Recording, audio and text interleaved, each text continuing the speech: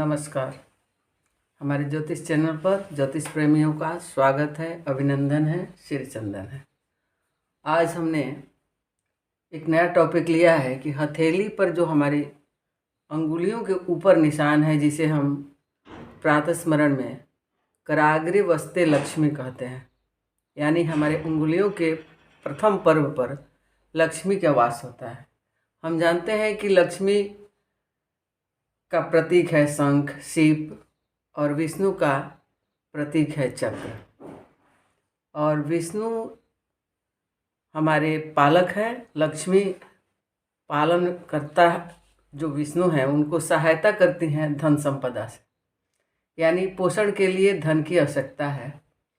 लेकिन वह धन कैसा हो, यह हमारे हाथ के उंगलियों पर लिखा हुआ है। किस व्यक्ति के जीवन में कौन सा धन काम आएगा और वह धन किस क्षेत्र में उसे ले जाएगा, इसके लिए उंगलियों के जो प्रथम पर्व है उसको बहुत ही ध्यान से देखना पड़ता है। इसमें मुख्य रूप से 3 चिन्ह होते हैं: शंख, सीप व चक्र। हमारे ये जो चक्र बने हुए हैं इसमें इशारा किया गया है शंख, चक्र और सीप।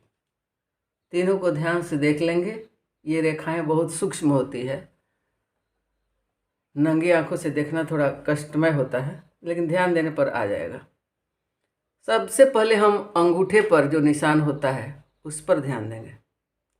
अंगूठे पर यदि दोनों अंगूठे पर 10 उंगलियां हैं, हमारी दोनों हाथों में 2 अंगूठे हैं, तो अंगूठे पर जो चक्र का निशान है वह समय भी बताता है हमारा।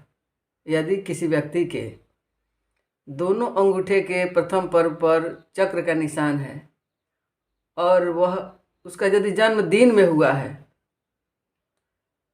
तो समझिए कि वह कृष्ण पक्ष का है। यदि रात में जन्म हुआ है यानी उसका जन्म शुक्ल पक्ष में हुआ है। थोड़ी गहराई से ध्यान देकर समझा जाए तो व्यक्ति का जन्म दिन में हुआ है या रात में, शुक्ल पक्ष में हुआ है या कृष्ण पक्ष में, यदि इसमें एक बात जानकारी है तो दूसरी बात की जानकारी हमें ये अंगूठा बता देता है। ऐसा हम जानते हैं कि अंगूठा एक ऐसा चिन्ह प्रदान करता है जो किसी एक दूसरे व्यक्ति से नहीं मिलता। अभी तक जितने व्यक्ति पैदा हुए हैं सबका अलग अलग अंगूठा का निशान है, तभी यह प्रमाणिक है। हमारे भारत सरकार या कोई भी सरकार है अंगूठे के निशान को बहुत अधिक प्रमाणिक मानते हैं। लेकिन इसमें अब ध्यान देकर देखना है कि चक्र है, सीप है या शंख है। चक्र होगा वह गोल गोल घूमेगा, आपस में कटेगा नहीं। शंख है उसका जैसे शंख का मुंह पतला होता है और आगे जाकर बड़ा हो जाता है तो गोल घूमेगा, लेकिन शुरुआत पतला होगा। और जैसा हमने यहाँ बताया है ये शंख का चिन्ह है और यह चक्र है और यह सीप है। तीनों को ध्यान से देखना पड़ेगा और अपने हाथ के उंगलियों से मिलाना पड़ेगा। अब इसमें है कि संख्या सबके हाथों में बराबर संख्या नहीं होती। किसी में चक्र की संख्या अधिक होती है, किसी में शंख की संख्या अधिक होती है, किसी में सीप की संख्या अधिक होती है। तो हमारी 10 अंगुलियां हैं, 10 की गणना की जाती है पहले। तो सर्वप्रथम कोई भी व्यक्ति अपना 10 अंगुलियों का चिन्ह ठीक से समझकर उसकी संख्या लिख लेनी चाहिए। यदि 10 अंगुलियों में आपकी चक्र की संख्या अधिक है उसका अलग फल है, यदि शंख की संख्या अधिक है उसका फल अलग है, यदि सीप की संख्या है तो उसका फल अलग है। हमने बहुत लोगों के मुंह से सुना है, जैसे आप कहते हैं कि कौन सिद्ध व्यक्ति होता है, चाहे चक्रवर्ती होते हैं। ये चक्र जो है, चक्र का मतलब हुआ कि चक्र की जितनी ही संख्या अधिक रहेगी हाथ में, उस व्यक्ति का व्यक्तित्व, चाहे भाग्य चाहे विचार निर्विघ्न होंगे, यानी वह सोचने में स्वतंत्र होगा, बाधा उसको नहीं आएगी। उसका कोई भी काम होगा वह तेजी से और सफलतापूर्वक होगा। शंख है तो उसका है कि कोई भी काम होगा वह शुभता को लेकर होगा। शंख का मतलब कि लक्ष्मी युक्त, उसका काम आसानी से, शुभता से, कोई नहीं कहा जाता है कोई टेंशन नहीं, आराम आराम से होता है। जैसे चक्र वाले का काम तेजी से होगा, तो कोई भी काम हम तेजी से करते हैं उसमें घर्षण होता है, उसमें आवाज़ होती है, उसमें कुछ व्यय होता है। तो चक्र वाले का स्पीड में काम होगा, उसमें बहुत सारे लॉस प्रॉफिट आएंगे, लेकिन उसका निर्विघ्न होगा, लेकिन तेजी से होगा। तो उसके कोई भी काम उसका थोड़ा तेजी से होगा, हर काम, उसके विचार भी तेज चलेंगे, दिमाग भी तेज चलेगा। और शंख वाला थोड़ा सोचता है कि यह काम करेंगे इसमें क्या होगा क्या नहीं, तो थोड़ा लाभ हानि, शुभ अशुभ, अपने विचारों को थोड़ा सोच कर तब चलता है। तो उसके काम में शुभता की अधिकता होती है, प्राप्ति की चक्र की अपेक्षा कम होती है। चक्र वाला को 100% प्राप्ति होती है। जैसे मान लीजिए कोई बच्चा है, पढ़ता तो सब है, लेकिन 90 एबव वाला, चक्र की संख्या अधिक है, वो 90 एबव की सफलता है। थोड़ा आराम से है, यानी 60, 80, 90 के बीच है। अब है सीप। सीप और शंख में बहुत समानता होती है, उसको देखने में बहुत ख्याल करना है। सीप में एक लाइनिंग होगी बीच में जहाँ मिलेगा, और शंख वाला में एक लाइनिंग काटेगा और मिलते हुए आगे आएगा, जो ये निशान है। और सीप में है कि एक दूसरे को कटेगा नहीं, थोड़ा सा टेढ़ा घुमावदार होगा, एक दूसरे को काटेगा नहीं। तो सीप भी लक्ष्मी का प्रतीक है। लेकिन अब व्यक्ति को सीप का फल क्या है कि जिस प्रकार सीप का मोती जो होता है वह उस जंतु जो जीव है उसके अंदर होता है, और एक समय आता है कि वह मिलता है किसी को। उसके लिए एक समय सीमा है कि कितने दिनों के बाद मिलेगा, कवर के अंदर है, जब तक उसको मेहनत से नहीं खोला जाए तो नहीं खुलेगा। तो सीप वाले के पास बहुत कुछ होता है, लेकिन उसका जो फ्रंटिंग होता है, यानी स्पष्टता थोड़ी देर से होती है। उसके अंदर बहुत सारे गुण हैं, लेकिन उसको खोलना पड़ता है, उसको समय आएगा, वैसा बढ़ावा देना होगा, थोड़ा प्रोत्साहन देना होगा, तब उसका असलियत सामने आएगा।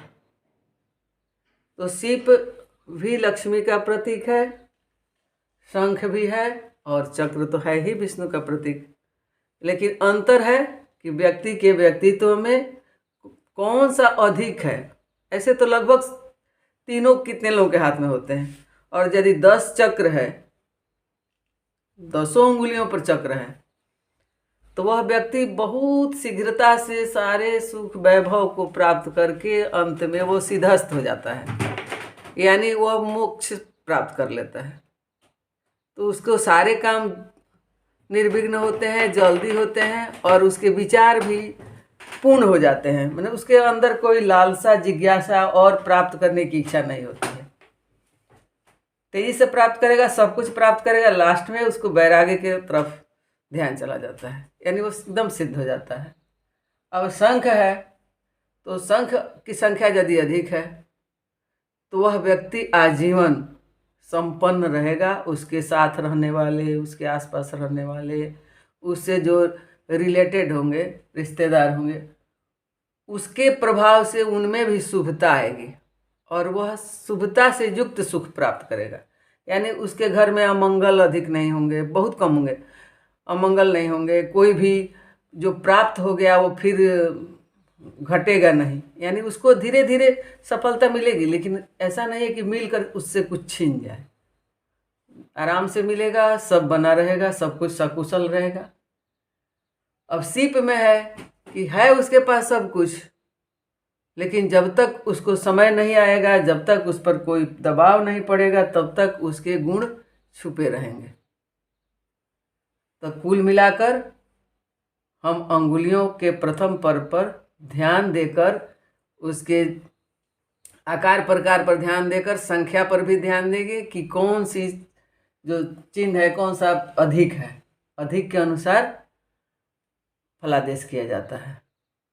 इसमें एक छोटा सा और भी चिन्ह आता है जो हमने यहाँ बनाया है। ये तब्बू कहा जाता है, यानी तब्बू कहते हैं हम।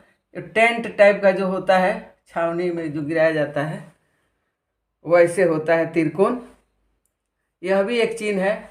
वह व्यक्ति जहाँ भी जाता है समाज में, चाहे उसमें बहुत अधिक गुण नहीं हो, फिर भी उसको लोग ध्यान से देखते हैं।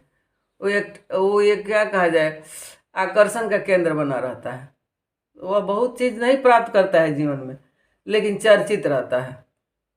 बहुत धनवान नहीं होगा, फिर भी लोग जानेंगे कि धन है। बहुत ज्ञानी नहीं होगा, फिर भी लोग जानेंगे नहीं ज्ञानी है। बहुत सुखी नहीं होगा अंदर से, लेकिन उसको लोग जानेंगे कि वह पूर्ण सुखी है। यानी वह एकदम चर्चित रहेगा, यानी उसका जो भी जितना है नहीं उससे ज़्यादा प्रकट होगा। ये कुल मिलाकर हथेली पर 4 निशान होते हैं। हमें अपने दर्शकों से आग्रह है कि उसको ध्यानपूर्वक या स्याही से किसी पन्ने पर अपने उंगली के चिन्हों को उतार कर फिर ध्यान देकर देखना चाहिए। और संख्या पर ही फल है। किसकी संख्या अधिक है, उसके विचारों में उसका रूप दिखेगा, उसका लक्षण दिखेगा। तो इतना ही कहकर हम अपने इस टॉपिक को बंद करते हैं। सभी दर्शकों को धन्यवाद। आपने हमारा चैनल देखा, सब्सक्राइब किया, हमें प्रोत्साहन दिए, इसके लिए सबको साधुवाद, धन्यवाद।